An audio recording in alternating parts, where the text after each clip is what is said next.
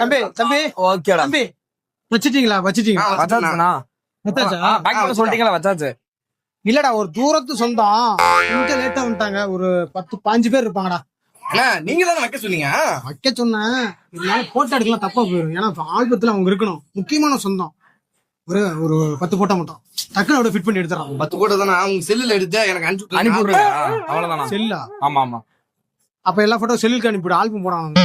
ஏன்னா செல்லுல எடுக்கணும். அப்புறம் செல்லுல எடுத்துட்டு போலாங்க. எடுக்கலாம். அது எடுறா டக்குனு வாடா. ஆனா வாங்க.